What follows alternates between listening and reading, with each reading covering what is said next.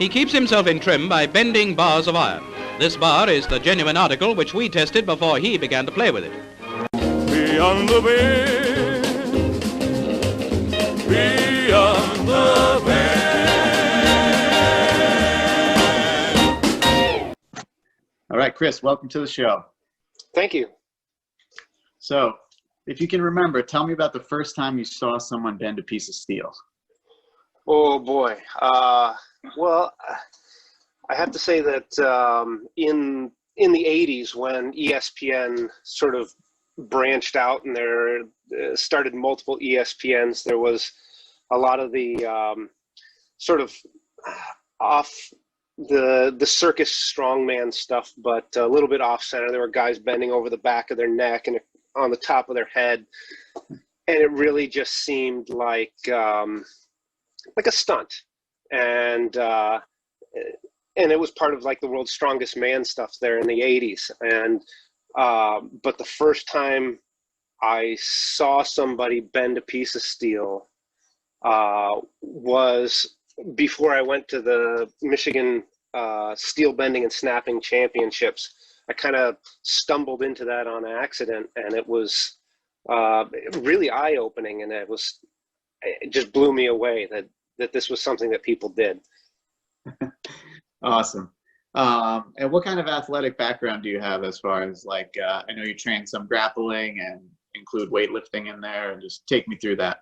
Yeah. So in my early 30s, I thought that I would get back into shape. I lifted through my teens, and that kind of went away. I went to Los Angeles in my 20s, and it was a little hedonistic there for a while. But when in my early 30s, I started to get back into shape, and I thought I'd go big right away, and I went with triathlons. And jumping straight into triathlons may not have been the best thing, and I blew out a knee pretty quickly. And so I was looking for something else, and I came back across judo. I had studied judo as a kid, and I didn't like it. There was just too much coordination required, too much crossing the center, made it very difficult for a young body.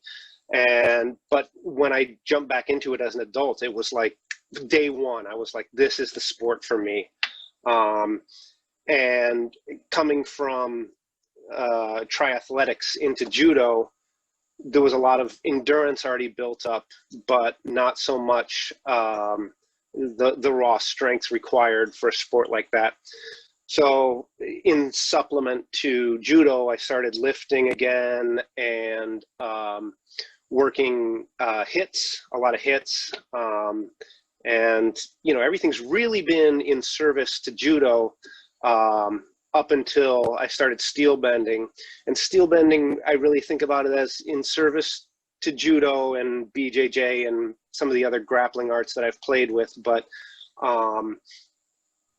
the steel bending has really almost pulled parallel with judo at this point, especially now that we're in lockdown and I can't play judo. So. Oh yeah, very similar experience with me. And I kind of had that with a lot of things. As soon as I played with a little powerlifting, I was like, okay, well, I'm going to just do this to become better and stronger for jiu-jitsu.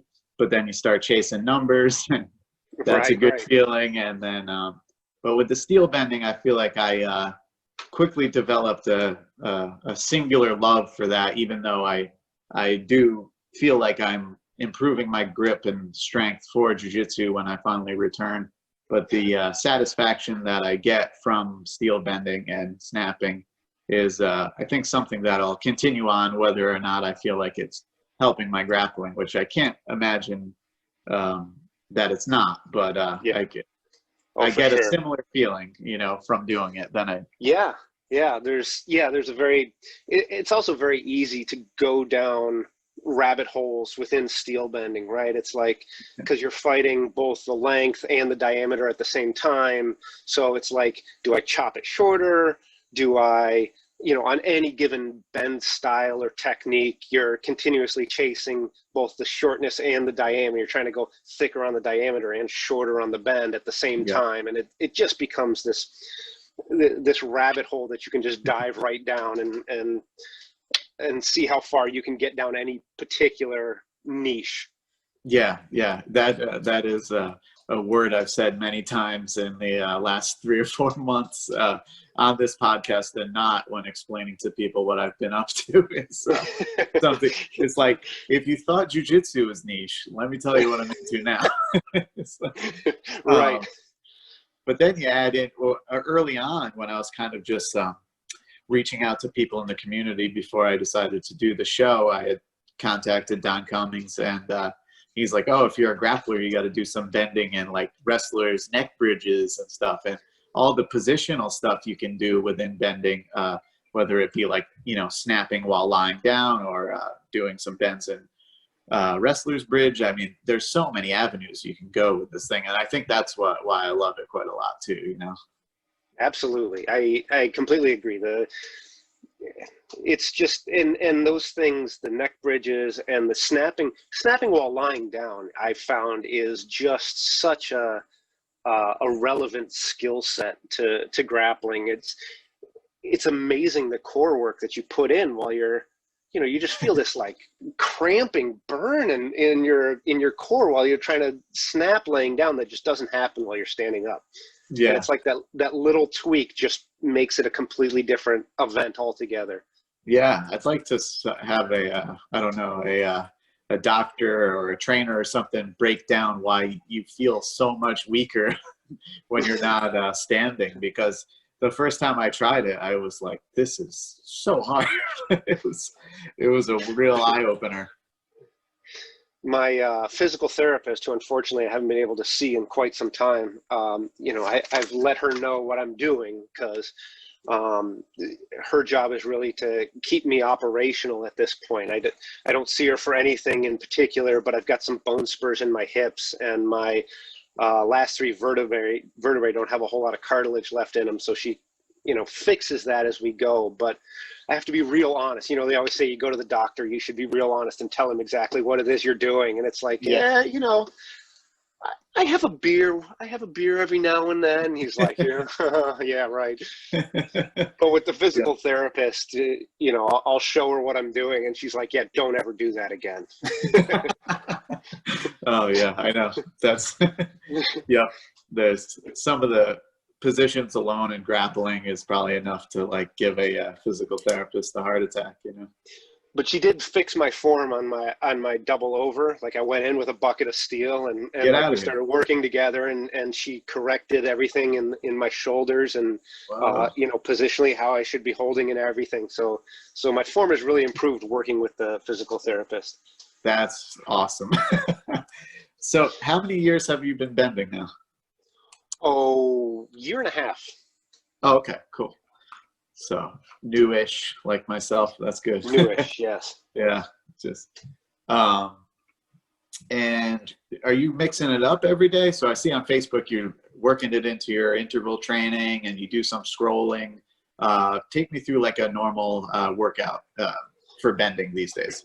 Okay, so typically, well, it's sort of crept into all facets of the workout, everything except for running.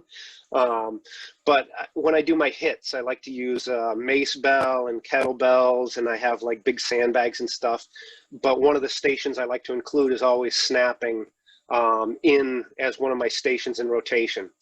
So I'll typically warm up with getting the steel warm, doing like warming up with a snap, typically something like rebar, getting a piece of rebar started, and alternating that with jump ropes until I'm up to temperature, maybe 10 minutes or so.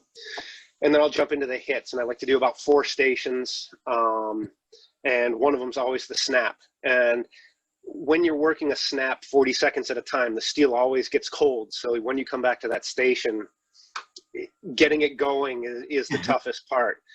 And then after the workout's done, the steel typically isn't snapped, so I'll just end with a speed snap of how fast I can get that steel done. Nice. The scrolling I like to do on my days off, but it's really it feels very much like a fight.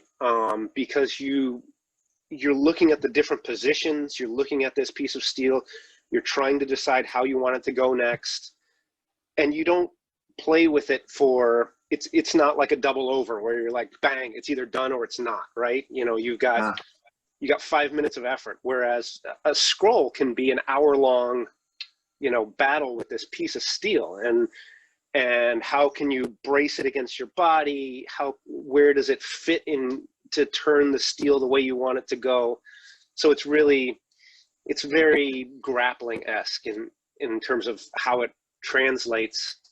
But even on the lifting days, I started with snapping for the warm-up for lifting days too, but now, and I have my wife actually snapping now too. Cool.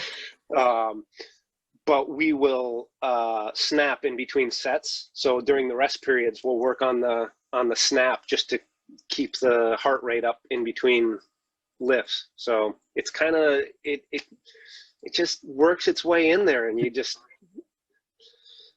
and it's so crazy. It's like all my friends are like, what are you doing? Why are you doing that? Yeah, it is a hard one to explain, but I think anybody that is interested in fitness should try it at least once. I mean, oh, absolutely.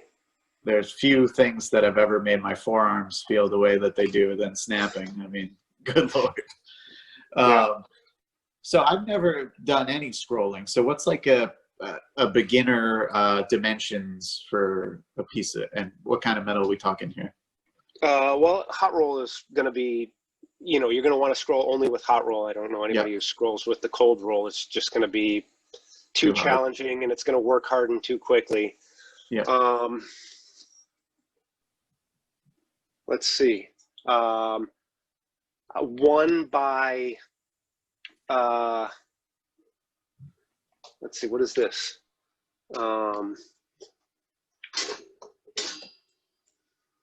Let's see what this guy is right here. All right. This one,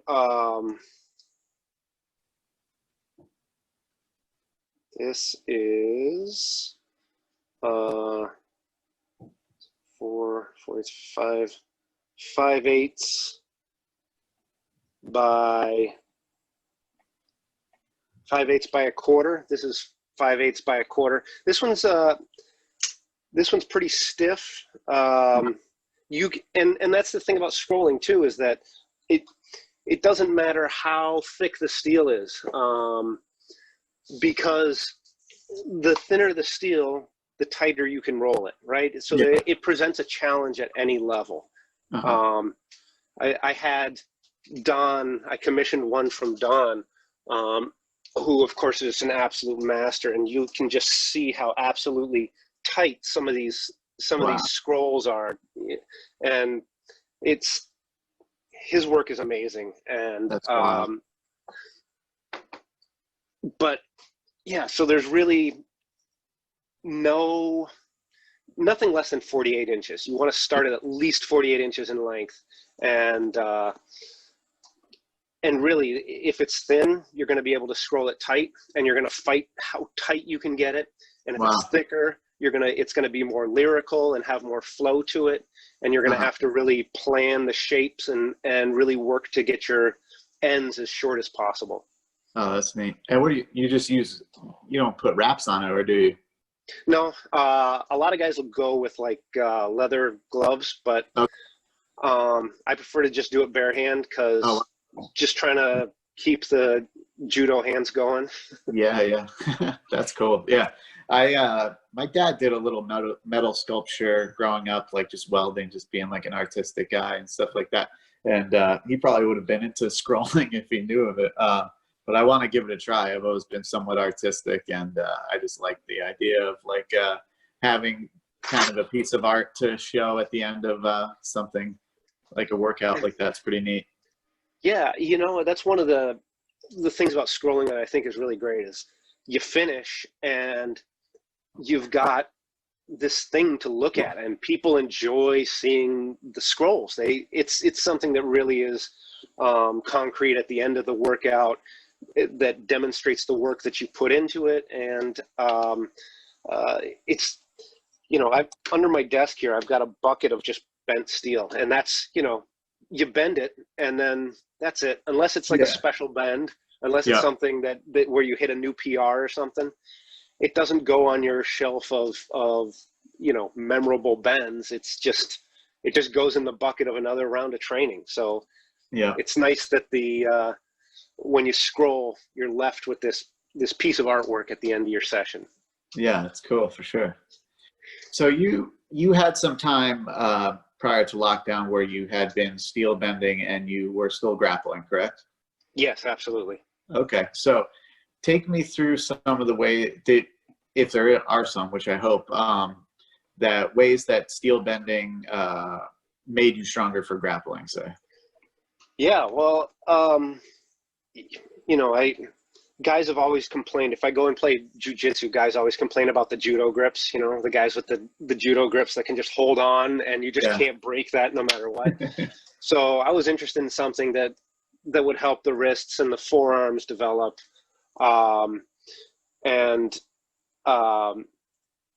Bending, of course, makes one of the things that's most important. Well, between here and here in judo, it's such a quintessential, that's a real point of power and strength, and everything leads. This is your point of contact, right? As soon as you grip a gi, this is how you manipulate your opponent.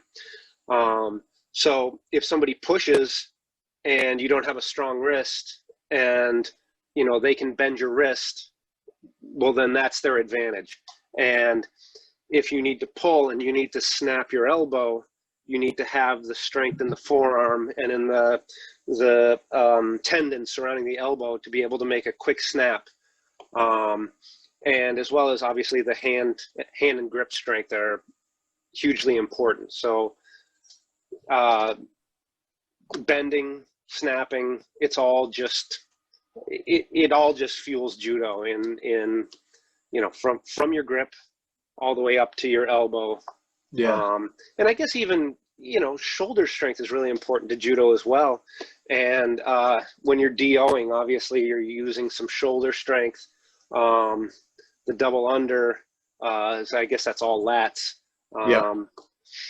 But scrolling and snapping for sure. They help with endurance. They help with hand and grip strength, and scrolling, like I said. And as you know, and this is tough to explain to people who don't experience it, but BJJ, judo, it can be very much like a chess match, and you have to be able to think while you're fighting. And scrolling has that element. Obviously, your opponent is a lot more passive and isn't trying to kill you back. But you have to be, while you're engaged, while you're pulling at the steel, while you're manipulating it, you have to be thinking about what the next move is and how it moves next to achieve your goal. Yeah, that's cool. Yeah. There's that mental element as well. Sure. Yeah, absolutely. Yeah, I've just been playing with a little bit of braced bending recently too, and a lot of double overhand as well. And I don't think in judo you guys are spending much time at all, like on the back, so to speak. Like hooks and harness. That's not a position so much in judo, correct? Well, we at my dojo, I teach there, and because I've played a lot of BJJ too, I kind of try to emphasize the newaza, the groundwork. Okay. So we split at least half the day on the ground and working our groundwork as well. So we try to play with that as well. Nice. So I feel like from the double overhand and the braced bending, the assist with the squeeze of my legs, I feel like my ability to have the hooks and the harness when I return to jiu-jitsu is going to be just terrible for my opponents, hopefully. Just that squeeze with my legs and the crushing with my hands. I think the rear naked choke is one of my higher percentage moves as it is. So I'm hoping to see some crossover with that. Well, I'll tell you, since bending steel and doing the leg crush, I've managed to tap somebody to a body triangle. So there you go. Oh, yeah. Nice. Yeah, that is a brutal, brutal thing. My legs, I'm only like 5'7". I just feel like my legs are never long enough to lock it in unless it's on like a teenager or something. Oh yeah. Well, fortunately, I'm 6'2", and it's all in the legs. So it's Yeah, nice. if I can shift the hips and get that leg over for a body triangle, I'm gonna try and Yeah, I'm gonna absolutely. try and squeeze. Oh, it's key. It's key. So take me through some of the bends, PRs, stuff that you're most proud of at this time, if you're keeping track. Yeah. Versus a lot of the other guys that really they're working towards big PRs. I am working towards some PRs, but I'm not as motivated as some of the other guys. My shortest braced is 5/8 by 30. I think I have one here. This is one I'm really proud of right here. This is a snap of a 5/8. Nice. So I think I am the 8th person in the world to do this. All right. So this is one that I'm absolutely proud of. It took I think just shy of 2 hours of continuous work. Wow. But I was using it as a warm-up, so I was hitting it in 15-minute sessions as a warm-up for workouts. That's what's the length of that? 30 inches by 5/8. I'm shooting. Go ahead. Is that from David Horn or? No, that's just from the local steel yard. Okay, gotcha. Is that a record of his? Yeah, so it's I'm up on the World of Grip board. That's one of the feats. One of the feats is snapping the 5/8. Oh, nice. And you can choose your length, but he will state what it was, the length. Cool.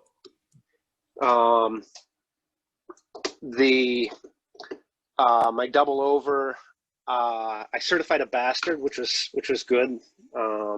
Which is the same as a red nail, so a 5/16 by 7. Yep.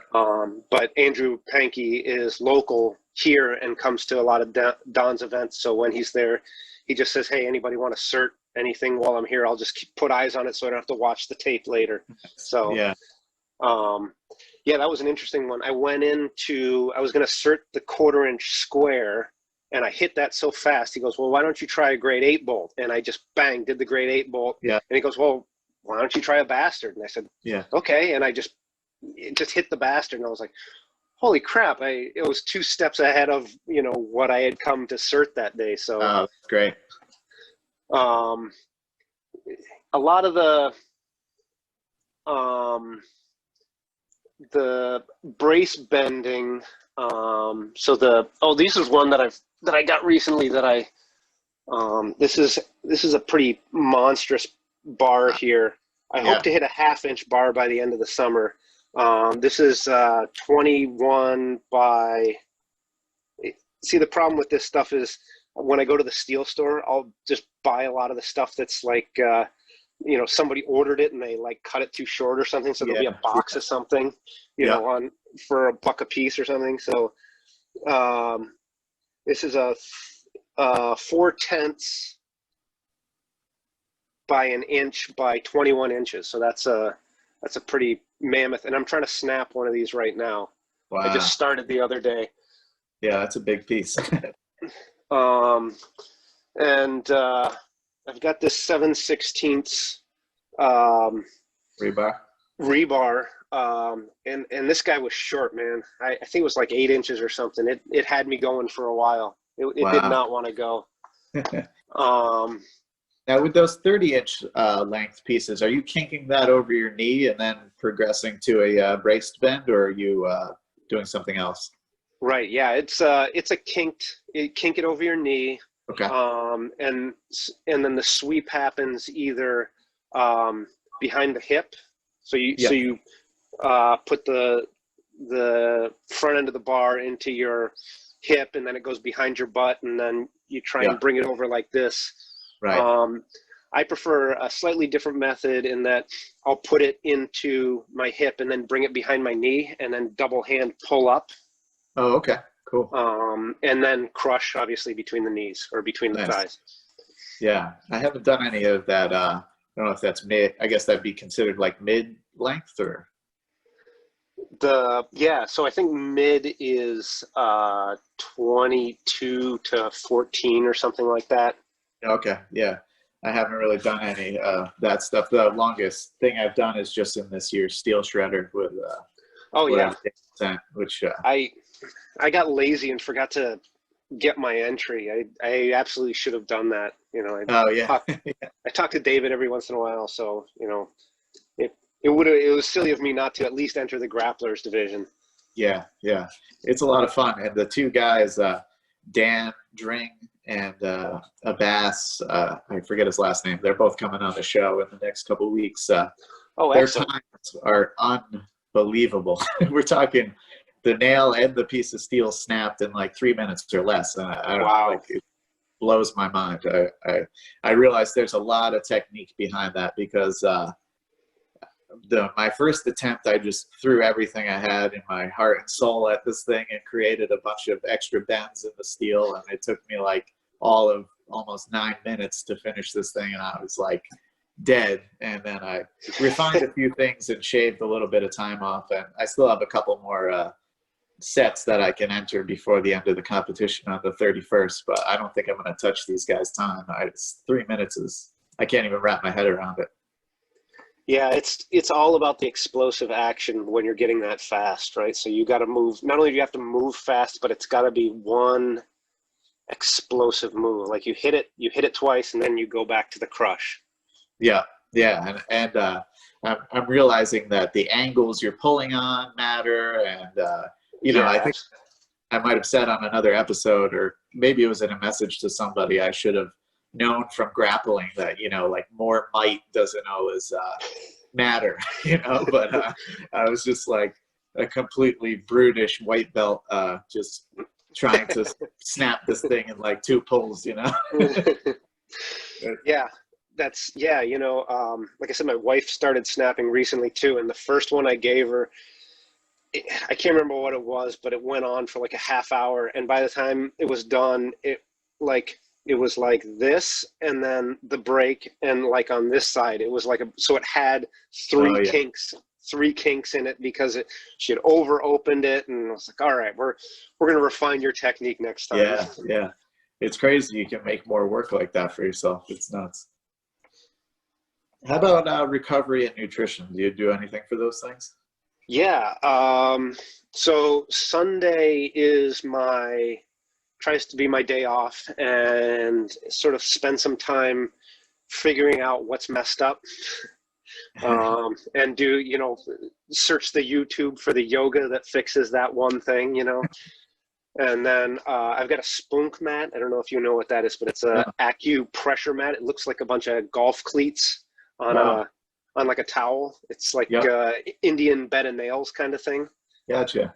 And it's a pretty amazing thing for relieving the pressure all of your body, even though you just lay out it on your back.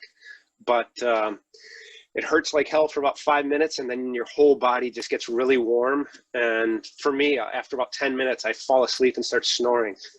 Wow, that's pretty cool. And nutrition, I try to stay pretty protein dense. I IF most days. Most weekdays, unless I'm lifting, I try and get a little, on the heavy lift days, I try to get a little, excuse me, a little fuel in the tank before we lift. But if it's a running or a hit day, I won't eat till noon. So. Yeah. Nice. Yeah, my wife does the intermittent fasting, and she loves it a lot. She thought it was the best thing she's ever done, really. It's amazing how it adds to your energy, but at the same time you develop strength and speed faster as a result of it. Going back a couple questions, I was wondering did you feel any improved grip strength on the mace after you started bending? So the mace, I made my mace myself, and I went with a big pipe. I can't remember what it is. It's like 1.5 inches or 1.75 inches, because the design was to make it tough to hold on to begin with, because I wanted it to be a grappling mace and not like a flow mace or any of those other things. So the idea was in the beginning that you have to hold on to it really hard to keep it from flying away while you're using it. Yep. I would say, yeah. I mean, the two things really go hand in hand. The grip strength that you gain from the mace helps bending and snapping, and vice versa. Yeah, that's why I keep asking it, is because I'm interested in like both sides of like, how do you develop strength for bending, and what type of strength does bending develop, right? So I'm very interested. I'd be interested to see someone that was running a strict powerlifting routine and then they add in bending, and what that did to their numbers. I know benching and bending can kind of be a painful thing, but something like deadlift, I feel like my numbers went up after I started bending because my grip strength just went up immensely. Yeah. I think from between grappling, which obviously we're not doing these days, but grappling and bending and use of the mace. And I keep a lot of tools around that are designed for, they may be ordinary implements, but I've made them difficult to hold on to, just so that you have to work your grip on everything. And specifically deadlift, you see these guys out there with straps and with a mixed grip, like the weight doesn't justify even a mixed grip. And my hands are never the first thing to give up on a deadlift, let's put it that way. Yeah, I know. I want to go back and try to hit big numbers with a double overhand grip now. I had done okay with a mixed grip, but now I feel like that doesn't even matter, Yeah, exactly. Just go back to the double over, just get yourself a 2-inch axle bar and go double over and see how far you go. I know. That's definitely on the list of things to buy. I got some, I know they're not the best thing for grip things, but I got some fat grips this week, so I'm gonna play around with those and just see how the thicker bar feels. Yeah, I love the fat grips.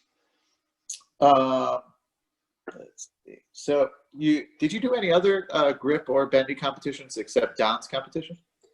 I've only done Don's competition twice. I did the ZAS memorial event. It wasn't a competition, but it was a get together for bending and scrolling.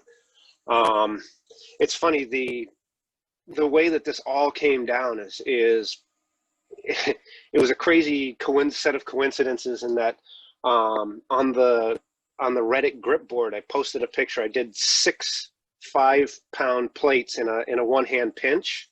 Nice. And I was like, it's like a circus stunt or something. And I was just posting the picture, and somebody goes, hey, you want some flair for that? And I was like, oh, sure. And then this guy responded to me and says, hey, you should go to Don Cummings' steel bending and snapping championship. It's in like 2 weeks.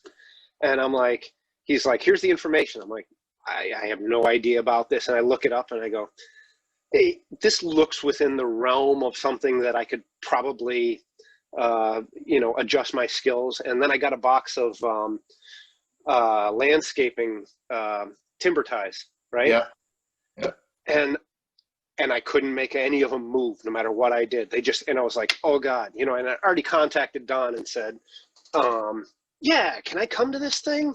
And he's like the nicest guy in the world. He's like, oh yeah, come down.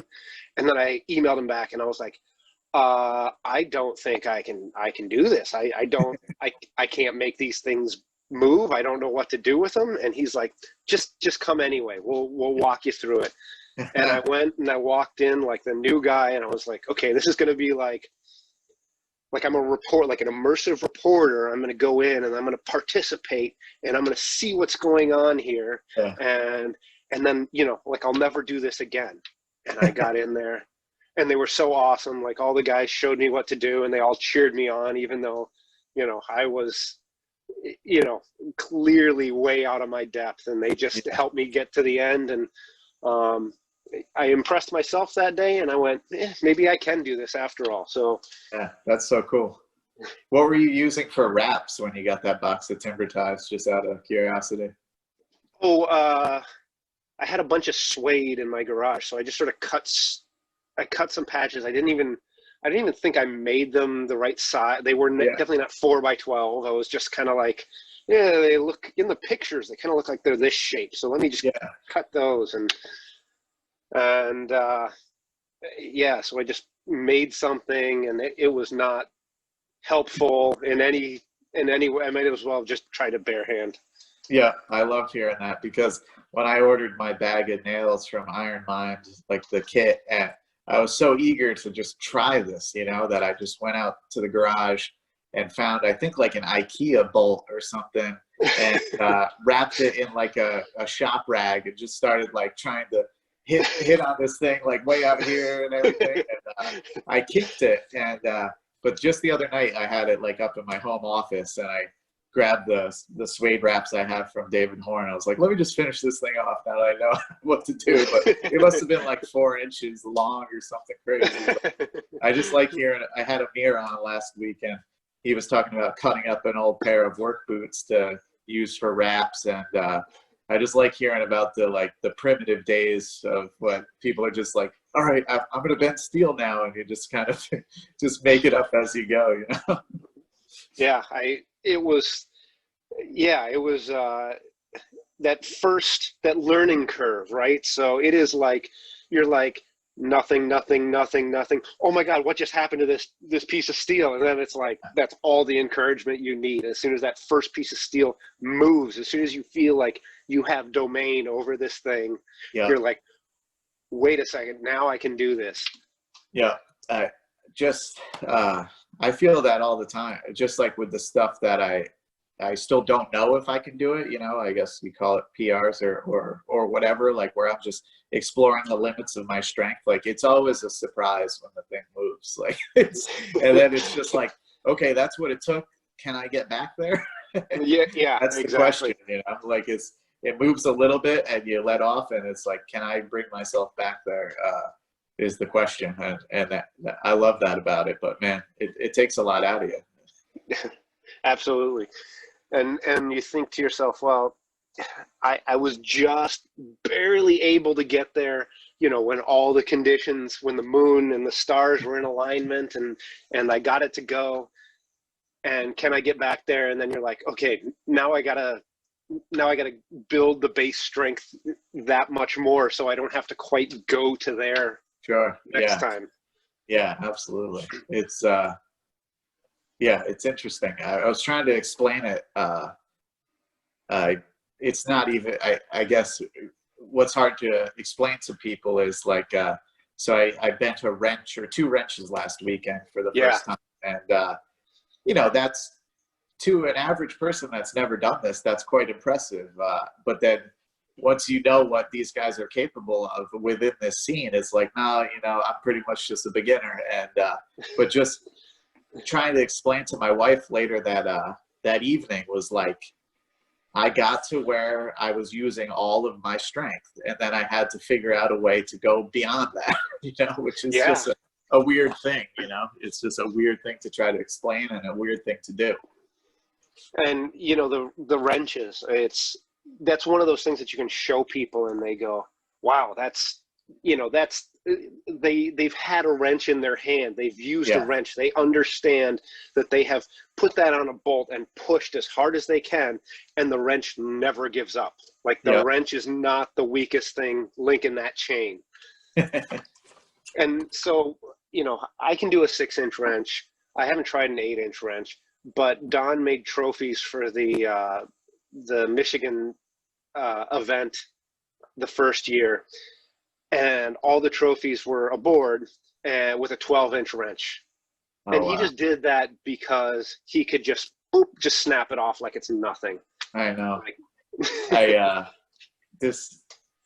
I mean, Don gets brought up almost on every episode, rightfully so. I think I said to Amir, he's like the Marcelo Garcia of this sport. I feel like he's just out there like inspiring everybody and making it look easy, to be honest. He's really humble about all of it too. Like he will just do something insane. When he did his 103 red nails, yeah, he did his 103 red nails. He's like shaking and just pouring blood from his hands. And he's like, hey, before you go home, do you want to spend some time so we can work on your technique together? yeah, he's the best. He called after I posted the wrench video. He messaged me and was like, can I call you with some tips on the wrench? And I was like, yeah, absolutely. it was really, it was touching. It was great. And where was I going with this? You know what he's doing tomorrow, right? No, or maybe I do. A 50-pound box of 60 penny nails. Yeah. Unreal. It's just unreal. Oh, that's what I was going to say. I was just a few of the guests that I've had on, Derek, Graybill, my first guest, and then Don, whose episode hasn't come out. I just recently went back on their YouTube channels just to see when they were still human, basically, to see Don bend a bastard and give it have it be a little bit of a fight. And Derek was, I don't know, he was like 13 and bending like 1/4 inch square by like 5 inches on the like out on the street like it's nothing. So I don't know if he was ever human, but it was just kind of inspiring to go back on Don's on YouTube page like that and just see that he started where we all do, and just through passion for this, is doing the incredible feats that we see today. Yeah, and his will, I think, is stronger than anybody else. Like he will push through and dig and find strength that in a deeper hole than anybody else has. Yeah, it was no surprise that I found out that he was a wrestler when I did. Right. All right. So we've reached towards the end of the show, so I'm going to put you through the medley. You ready to go? Yep. All right. Favorite thing to bend? Favorite thing to bend, I really like to scroll. So we're going to go bar stock scrolling. All right. Hardest thing to bend for you? I got to say the reverse. The reverse is my weakest event. All right. How about strongest style? Strongest style is probably mid-length brace bend. All right. Something outside of training, bending, strength sports, we'll throw grappling in there too, that you enjoy. Well, I'm a bit of an artist. I like woodworking. I like metalwork. Yeah, that'll do. Yeah. Nice. What's the one bend that's got away so far? Oh boy. So there are two bends that I keep coming back to and I can't get, and I'm hoping to get them by the end of the summer. It's a 3/4 round bar and 1/2 inch bar stock, square or rectangular bar stock. They're sitting in the garage. They stare at me every time I set up the gym. And once a week, I'll pull on both of those things, and I just can't get them to kink. Wow. All right. Who's the strongest person you know? How about you answer that? Don Cummings is the strongest person I know. All right. Best piece of advice you were ever given. It can be about bending or just life in general. Oh, yeah. The one that I try to impart on my children all the time. Fast is smooth and smooth is slow. Nice. You know what so with my 8-year-old son, I've developed this thing because he's always frustrated with how hard things are, right? And my saying is, it's cool because it's hard, And I try to just like explain to him that it's just that it's only cool because it's hard. So like embrace the hardness, and if it wasn't hard, then everyone would do it and it wouldn't be cool. So it's like those two things go together, and it's like, he does jujitsu too, so like boom, it's only cool because it's hard. Like steel bending, it's only cool because it's hard, and it's like So that's sort of like our motto together. If he gets frustrated with things, I go, "What is our motto?" And he's like, "It's only cool because it's hard." That's awesome. My two older boys do judo, and at the beginning they both went for like 2 weeks expecting it to be like this instantly revelatory experience, and got frustrated and had to leave for 6 months. But they came back with this new mindset, and they've both been doing it for years now. But it's like, I have to remind them that it used to be really hard for them. Like, they would cry when they left some days, and now it's like they absolutely look forward to going in and throwing somebody on their head, Yeah. All right. How about funniest reaction a person has had when they find out you spend your time bending steel? One of my good friends, a judo player, he saw what I was doing, and he goes, "Why do you hate construction materials so much?" That's great. Yeah, I got a few comments that were like, "Why would you do that to a perfectly good wrench?" And then I put a pen in it and said I needed a pencil holder. Nice. I got a couple bolts around the corner I can't quite get to. Yeah. All right, you made it through the medley. Congratulations. All right, in closing, who's someone you'd like to see me have on the show? Oh, Andrew Dubé. I don't know if you know him. He's a Canadian strongman out of Toronto, but he came down to the first Michigan steel bending, and he really impressed me. He was a class act. He showed up just to be a viewer, and then at the last second goes, maybe I'll play today. Let's join. And he came late. He caught up, and then he got third place. Wow. Cool. That's awesome. And he's not, I'm going to guess he's like 195, 190, 195 at 6'2". So, and he does strongman. So he's got a lot of power and a lot of, very classy guy too. Cool. Tips or advice for beginner benders? Slow down, correct your form. It's fun to get zealous right out of the gate, but man, I got some crunchy shoulders from hunching, trying to DO like this, and now my shoulders I've got some pops as I come through the motion. So take your time to get the form. There's a lot of technique. It's not just raw power. Nice. And if people want to get a hold of you, where can they find you on social media? I'm on Facebook. I'm on Instagram. But I really don't post I post like artistic photos. Nothing really about steel bending. And yeah, Facebook is probably the easiest place to get a hold of me. Okay, awesome. And any events, brands, or gear you want to shout out?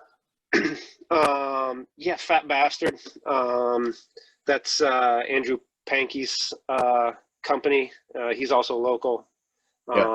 And he makes some really great products. And when I asked him about purchasing some Atlas stones, he says, "Well, I got the molds. If you just bring down some meat, we'll have a barbecue and we can cast some Atlas stones in the afternoon, and you can take them with you at the end of the day." So any guy who runs a business who's willing to just,